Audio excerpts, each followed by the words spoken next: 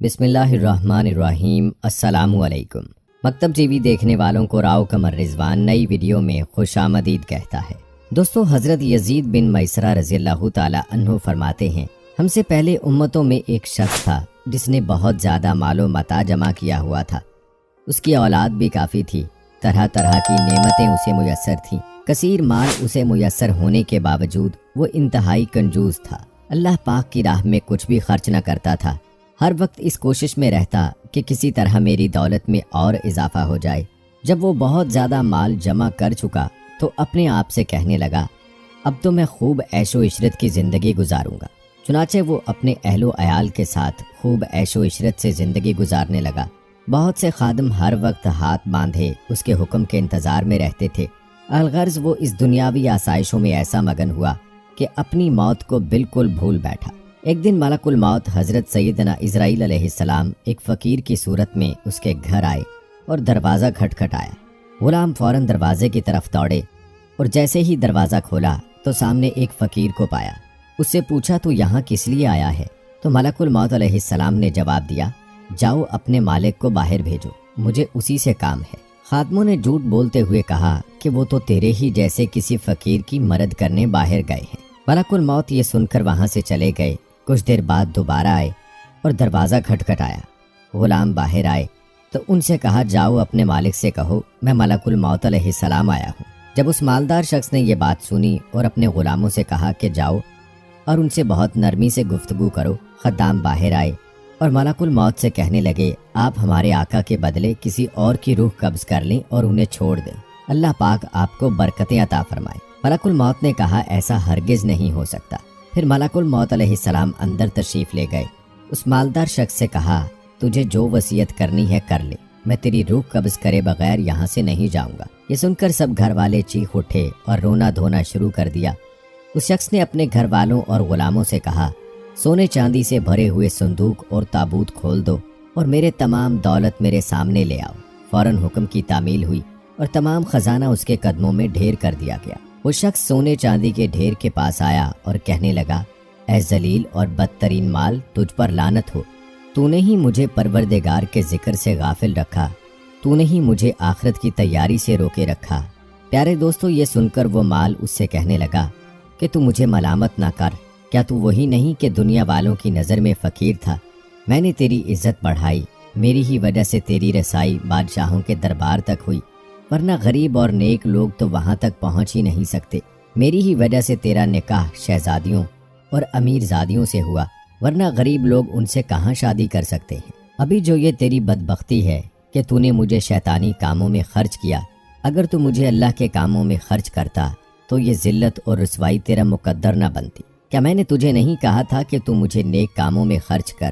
آج کے دن میں نہیں بلکہ تو زیادہ ملامتوں اور لعنتوں کا مستحق ہے۔ اے ابن آدم، بے شک میں اور تو دونوں ہی مٹی سے پیدا کیے گئے، بس بہت سے لوگ ایسے ہیں جو نیکی کی راہ پر گامزن ہیں اور بہت سے گناہوں کے مرتکب ہیں۔ امام ابن جوزی رحمہ اللہ علیہ فرماتے ہیں، گویا مال ہر شخص سے اس طرح کہتا ہے، لہٰذا مال کی برائیوں سے بچ کر رہو اور اسے نیک کاموں میں خرچ کرو۔ دوستو، موت ایک ایسی حقیقت ہے جس کو کثرت سے یاد رکھنا امیدوں کے مختصر ہونے کا سبب ہے، دنیا کی طرف سے بے اعتنائی کا ذریعہ ہے، گناہوں سے توبہ کرتے رہنے پر ابھارنے کا سبب ہے۔ ایک حدیث میں ہے کہ حضور اکرم صلی اللہ علیہ وآلہ وسلم کی مجلس میں ایک نوجوان کھڑے ہوئے اور عرض کیا، حضور، مومنین میں سب سے زیادہ سمجھدار کون ہے؟ آپ صلی اللہ علیہ وآلہ وسلم نے فرمایا، موت کو کثرت سے یاد کرنے والا اور اس کے آنے سے پہلے اس کے لیے بہترین تیاری کرنے والا۔ آپ صلی اللہ علیہ وآلہ وسلم نے مردوں کو قبرستان جانے کی ہدایت دی، کیونکہ قبر کی زیارت موت کی یاد تازہ کر دیتی ہے، دنیا سے بے رغبتی پیدا ہوتی ہے اور آخرت کی تیاری کے لیے انسان کمر بستہ ہو جاتا ہے۔ آپ صلی اللہ علیہ وآلہ وسلم نے مردوں کو غسل دینے کا حکم دیا کہ یہ نیکیوں سے خالی بدن کا علاج ہے اور اس سے انسان کو صحت اور عبرت حاصل ہوتی ہے۔ آپ صلی اللہ علیہ وآلہ وسلم نے فرمایا، بیماروں کی عیادت کیا کرو اور جنازوں کے ساتھ جایا کرو کہ یہ آخرت کی یاد دلاتا ہے۔ اسی طرح فرمانے باری تعالیٰ ہے، آپ صلی اللہ علیہ وآلہ وسلم ان سے کہہ دیجئے کہ جس موت سے تم بھاگتے ہو وہ تم کو آن پکڑے گی، پھر تم اس ذات پاک کی طرف جاؤ گے جو ہر پوشیدہ ظاہر بات کو جاننے والا ہے، پھر وہ تم کو سب کیے ہوئے کام جتائیں گے اور ان کا بدلہ دیں گے۔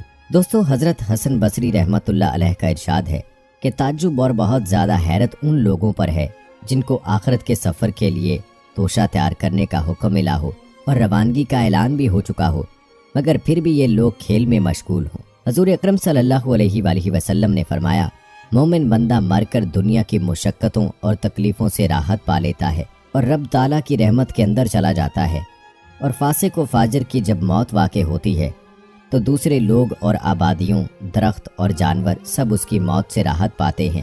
اس کے گناہوں کی وجہ سے دنیا میں آفات نازل ہوتی ہیں، بارش بند ہو جاتی ہے، شہروں میں فتنہ و فساد ہوتا ہے، درخت خشک ہونے لگتے ہیں، جانوروں کو چارہ ملنا مشکل ہو جاتا ہے۔ مشکات شریف میں حضرت ابن عمر رضی اللہ تعالی عنہ فرماتے ہیں کہ حضور اکرم صلی اللہ علیہ وآلہ وسلم نے ایک مرتبہ میرا کندھا پکڑ کر فرمایا کہ دنیا میں ایسے رہو جیسے کوئی اجنبی بلکہ مسافر ہوتا ہے۔ جب توبہ کرے تو شام کا انتظار نہ کر، اور جب شام کرے تو صبح کا انتظار نہ کر، اور صحت کے زمانے میں مرض کے زمانے کے لیے توشہ لے کہ جو اعمال تندرستی میں کرتا ہوگا بیماری کی حالت میں ان کا ثواب ملتا رہے گا، اور اپنی زندگی میں موت کے لیے تیاری کر لے۔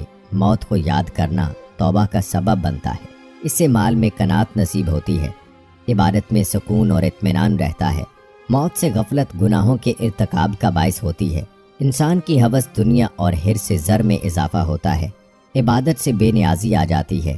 سمجھدار ہے وہ شخص جو اپنے نفس پر قابو رکھے اور موت کے بعد کام آنے والی چیزوں میں مشغول رہے، اور کسی کام کے لیے اس کی تیاری ضروری ہے۔ جو شخص دنیا کے مشاغل میں الجھا رہے، اس کا دل موت کے ذکر اور اس کے خیال سے غافل ہو جاتا ہے۔ موت کی سختی، نزع کی حالت اور اندیشہ ایک ایسی چیز ہے جو زندگی کے سارے عیش و آرام کو کمتر کرنے کے لیے کافی ہے۔ موت کی فکر اور اس کی یاد انسان کے لیے ایسا ہی ہے جیسے کوئی سپاہی گرفتاری کا وارنٹ لیے پھر رہا ہو اور پھر آ کر گرفتار کر لے۔ ملک الموت ہر وقت ہر لمحہ انسان کی تلاش میں ہے، پھر بھی انسان غافل اور بے فکر ہے۔ حضور اکرم صلی اللہ علیہ وآلہ وسلم بھی موت کی سختی آسان کرنے کے لیے دعا فرمایا کرتے تھے۔ موت کی سختی اور نزع سے نجات اور آسانی کی دعا ہر صحابی نے مانگی۔ حضرت لقمان کا اپنے بیٹے سے ارشاد ہے کہ موت ایسی چیز ہے جس کا حال معلوم نہیں کہ کب آن پہنچے، اس لیے پہلے سے تیاری کر لو۔ واقعی تعجب کی بات یہ ہے کہ آدمی لذتوں میں مشغول، لہو و لعب کی محفلوں میں شریک ہوں، اور اس کو یہ معلوم ہو جائے کہ ایک سپاہی اس کی تلاش میں ہے تو اس کی ساری عزت، سارا عیش و آرام ہوا ہو جائے گا۔ بلکہ اسے صرف معلوم ہو جائے کہ سپاہی کے پاس اس کے لیے وارنٹ گرفتاری ہے، تب بھی اس کی راتوں کی نیند اڑ جائے گی۔ حالانکہ انسان کو معلوم ہے کہ ملک الموت اس پر مسلط ہے اور موت کی سختیاں اس پر وارد ہونے والی ہیں، پھر بھی اس سے غافل ہوتا ہے۔ اللہ تبارک و تعالی ہم سب کو آخرت کی تیاری اور موت کو یاد رکھنے کی توفیق عطا فرمائے، اور ہم سب کو مرنے سے پہلے پکی اور سچی توبہ کرنے کی توفیق عطا فرمائے۔ آمین ثم آمین۔